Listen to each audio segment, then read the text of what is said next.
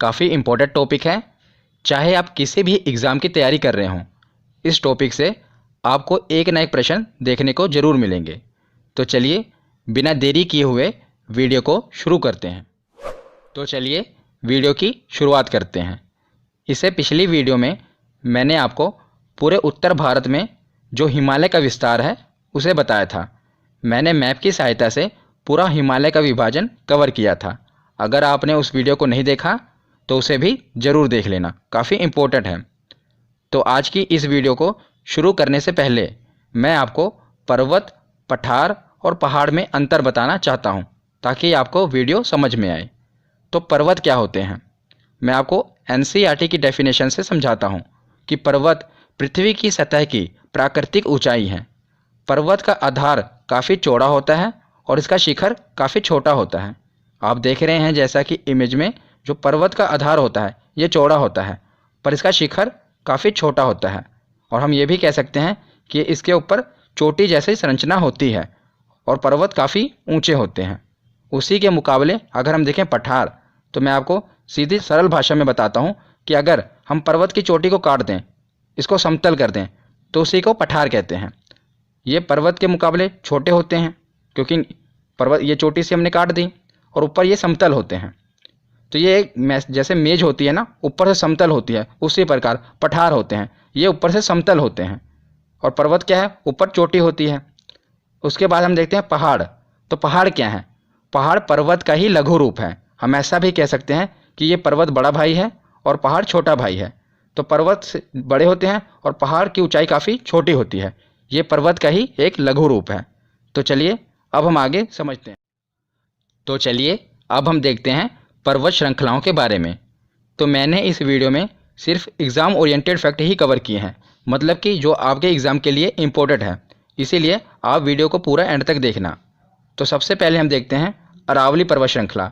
जैसा कि आप मैप में देख रहे हैं, यह गुजरात से लेकर राजस्थान और हरियाणा तक फैला हुआ है, पर इसका 80% भाग, जैसा कि आप मैप में देख रहे हैं, राजस्थान में ही है। इसीलिए कई बार एग्ज़ाम में ये आ जाता है कि अरावली पर्वत श्रृंखला कहाँ है, तो ऑप्शन में राजस्थान दिया होता है, क्योंकि आप देख ही रहे हैं कि जो इसका 80% भाग ये राजस्थान में ही है। और यह भारत की सबसे पुरानी पर्वत श्रृंखला है। ये काफ़ी इंपॉर्टेंट है, कई बार एग्जाम में पूछा गया है कि भारत की सबसे पुरानी पर्वत श्रृंखला कौन सी है, तो याद रखिएगा अरावली पर्वत श्रृंखला। और इसकी सर्वोच्च चोटी ये भी बहुत महत्वपूर्ण है, कौन सी है, गुरु शिखर। तो दो ही चीज़ें आप याद रखना कि सबसे पुरानी पर्वत श्रृंखला कौन सी है, तो अरावली पर्वत श्रृंखला। और इसकी चोटी कौन सी है, मतलब कि सबसे बड़ी चोटी कौन सी है इसकी, तो वो है गुरु शिखर, जिसकी ऊंचाई है कितनी, 1722 मीटर। तो राजस्थान के बाद अब हम देखते हैं मध्य प्रदेश। तो आप मैप में देख रहे हैं, यह है मध्य प्रदेश। तो मध्य प्रदेश में हम 3 पर्वत श्रृंखलाओं के बारे में पढ़ेंगे। सबसे ऊपर है विंध्याचल पर्वत श्रृंखला और नीचे की ओर है सतपुड़ा पर्वत श्रृंखला। आप ब्राउन कलर में देख रहे हैं, यह है सतपुड़ा पर्वत श्रृंखला। और आगे की ओर ये जो आप ब्लू कलर में देख रहे हैं, इसे कहते हैं मैकाल पर्वत श्रृंखला। तो यही जो सतपुड़ा पर्वत श्रृंखला है, जब आगे की ओर छत्तीसगढ़ में एंटर करती है तो उसी को मैकाल पर्वत श्रृंखला कहते हैं। याद रखिएगा, ये जो सतपुड़ा पर्वत श्रृंखला है ये मध्य प्रदेश में, आगे की ओर जब ये छत्तीसगढ़ में एंटर करती है तो कुछ हिस्सा इसका मध्य प्रदेश में, बाकी का हिस्सा छत्तीसगढ़ में, उसी को मैकाल पर्वत श्रृंखला कहते हैं।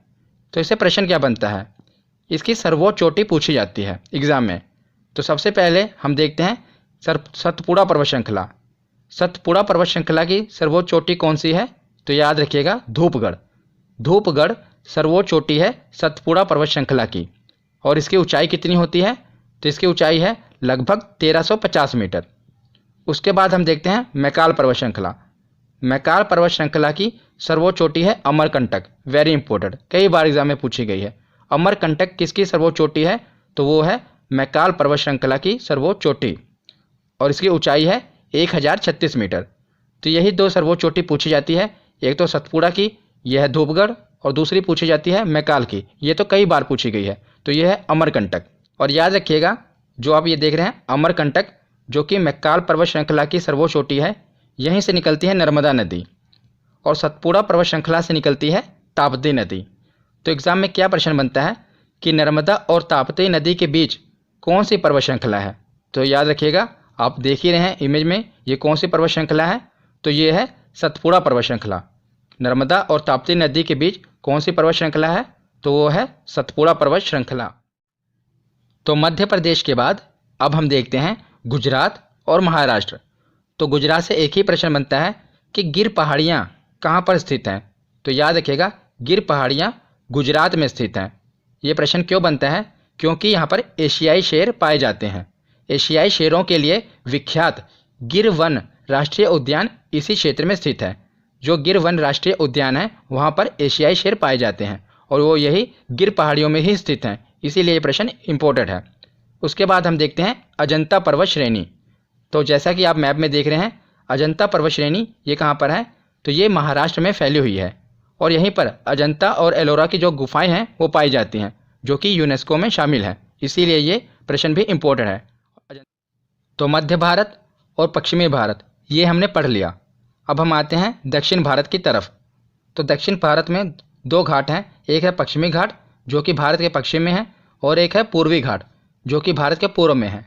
जिस प्रकार उत्तर भारत में हिमालय पर्वत श्रृंखला है, उसी प्रकार पश्चिम में जो पश्चिमी घाट है वो भी पर्वत श्रृंखला है जिसे पश्चिमी घाट कहते हैं, और जो पूर्वी घाट में पर्वत श्रृंखला है उसे पूर्वी घाट कहते हैं।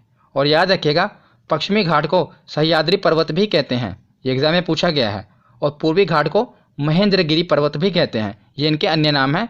पश्चिमी घाट को सह्याद्री पर्वत कहते हैं और पूर्वी घाट को महेंद्रगिरी पर्वत भी कहते हैं। और पूर्वी घाट और पश्चिमी घाट दोनों आकर जहाँ पर मिलते हैं उसे नीलगिरी पर्वत श्रेणी कहते हैं। ये जो पश्चिमी घाट है और ये है पूर्वी घाट, ये जहाँ पर आकर मिलते हैं दोनों एक जगह पर, उसे कहते हैं नीलगिरी पर्वत श्रेणी। ये एग्जाम में पूछा गया है, इसीलिए ध्यान से सुनिएगा। जहाँ पर पश्चिमी घाट और पूर्वी घाट आकर मिलते हैं उसे कहते हैं नीलगिरी पर्वत श्रेणी। और नीलगिरी पर्वत श्रेणी की सबसे ऊंची चोटी कौन सी है? तो वो है डोडा बेटा। कौन सी? डोडा बेटा, जिसकी ऊंचाई है 2637 मीटर। तो आपसे प्रश्न क्या बनेगा कि पूर्वी घाट और पश्चिमी घाट आकर मिलते हैं उसे क्या कहते हैं? उसे कहते हैं नीलगिरी पर्वत श्रेणी। और नीलगिरी पर्वत श्रेणी की सर्वोच्च चोटी कौन सी है? वो है डोडा बेटा। और डोडा बेटा दक्षिण भारत की दूसरी सबसे ऊंची चोटी है। याद रखिएगा, दक्षिण भारत की दूसरी सबसे ऊंची चोटी कौन सी है? तो वो है डोडा बेटा। तो पहली कौन सी है वो अब हम आगे देखते हैं। तो हमने नीलगिरी पर्वत श्रेणी देख ली। तो नीलगिरी पर्वत श्रेणी के नीचे है अन्नामलाई की पहाड़ियाँ, और अन्नामलाई पर्वत श्रेणी की सर्वोच्च चोटी है अन्नाईमुडी, जिसे अन्नामुदी भी कहते हैं, जो कि दक्षिण भारत की सर्वोच्च चोटी है। अब हमने देख लिया कि दक्षिण भारत की सर्वोच्च चोटी कौन सी है, वो है अन्नाईमुडी। अगर हम बात करें दूसरी सबसे ऊंची चोटी दक्षिण भारत की, वो है डोडा बेटा। तो अन्नामलाई पहाड़ियों के नीचे है इलायची की पहाड़ियाँ, जो कि लगभग पूरा जिसका एरिया केरल में ही है। थोड़ा सा इसका एरिया तमिलनाडु में जाता है, पर लगभग ये जो पहाड़ी है ये केरल में ही है। तो इलायची की पहाड़ियाँ मुख्यतः केरल में है, जो कि इलायची के लिए काफ़ी मशहूर है, इसीलिए इसे इलायची की पहाड़ियाँ कहते हैं। अब हम एक बार फिर से रिवीजन कर लेते हैं क्योंकि काफ़ी इंपॉर्टेंट है। तो दो घाट हैं, एक है पश्चिमी घाट, दूसरा है पूर्वी घाट। ये जहाँ पर आकर मिलते हैं उसे कहते हैं नीलगिरी पर्वत श्रेणी। और नीलगिरी पर्वत श्रेणी की सबसे ऊंची चोटी है डोडा बेटा, जो कि दक्षिण भारत की दूसरी सबसे बड़ी चोटी है। और उसी नीलगिरी पर्वत श्रेणी के नीचे है अन्नामलाई की पहाड़ियाँ, और अन्नामलाई की पहाड़ी की सर्वोच्च चोटी है अन्नाईमुडी, और अन्नाईमुडी दक्षिण भारत की सर्वोच्च चोटी है। और उसके नीचे है इलायची की पहाड़ियाँ, जो कि केरल में है। ये इलायची के लिए काफ़ी मशहूर है, इसीलिए इसे इलायची की पहाड़ियाँ कहते हैं। तो उसके बाद हमने दक्षिण भारत देख लिया। अब हम देखते हैं दक्षिण भारत के नीचे जो हमारे द्वीप हैं। तो एक तो है अंडमान निकोबार और दूसरा है लक्षद्वीप। ये दोनों द्वीप समूह हैं, इनकी सर्वोच्च चोटियाँ देख लेते हैं। तो अंडमान निकोबार द्वीप की सर्वोच्च चोटी है सैडल पीक। याद रखिएगा कौन सी? सैडल पीक, जिसकी ऊंचाई है लगभग 737 मीटर। ये नहीं हमसे पूछा जाएगा कि ऊंचाई कितनी है, हमसे यही पूछा जाएगा कि अंडमान निकोबार द्वीप समूह की सर्वोच्च चोटी कौन सी है, तो वो है सैडल पीक। तो अंडमान निकोबार द्वीप समूह के बाद हम देखते हैं लक्षद्वीप समूह। तो लक्षद्वीप समूह की सर्वोच्च चोटी कौन सी है? ये है नारचो। याद रखिएगा कौन सी है? नारचो। तो अंडमान निकोबार द्वीप समूह की सर्वोच्च ऊंची चोटी है सैडल पीक, और लक्षद्वीप समूह की सर्वोच्च चोटी है नारचो। तो हमने द्वीप समूह कवर कर लिया, दक्षिण भारत कवर कर लिया। अब हम आते हैं नॉर्थ ईस्ट की तरफ। ये हम अक्सर भूल जाते हैं नॉर्थ ईस्ट को, पर यहीं से प्रश्न बनते हैं। तो नॉर्थ ईस्ट में ये सर्वोच्च चोटियाँ नहीं पूछी जाएंगी, इसमें सीधा पहाड़ियाँ पूछी जाएंगी और पर्वत पूछे जाएंगे कि ये कहाँ पर हैं। तो सबसे पहले देखते हैं मेघालय। मेघालय में 3 पहाड़ियाँ हैं और तीनों काफ़ी इंपॉर्टेंट हैं, जिन्हें आप तीनों इकट्ठा याद रखिए। गारो, खासी, जयंतिया। गारो, खासी, जयंतिया, ये तीनों पहाड़ियाँ कहाँ पर हैं? ये है मेघालय में। कौन कौन सी? गारो, खासी, जयंतिया। गारो, खासी और जयंतिया। और मेघालय के बाद दो पहाड़ियाँ, ये तो आप आसानी से याद रख लोगे, एक नागालैंड की और एक मिजोरम में। नागालैंड की जो पहाड़ियाँ हैं उसे नागा पहाड़ियाँ कहते हैं। ये तो सीधा नाम से क्लियर है, नागालैंड में है नागा पहाड़ियाँ, मिजोरम में है मिजो पहाड़ियाँ। ये तो दोनों नाम से क्लियर है। ज़्यादा पूछा जाता है मेघालय के बारे में, तो मेघालय में है गारो, खासी और जयंतिया। और उसके साथ हम देखते हैं अरुणाचल प्रदेश। अरुणाचल प्रदेश में दो हैं पहाड़ियाँ, एक है डाफला और दूसरी है मिशमी।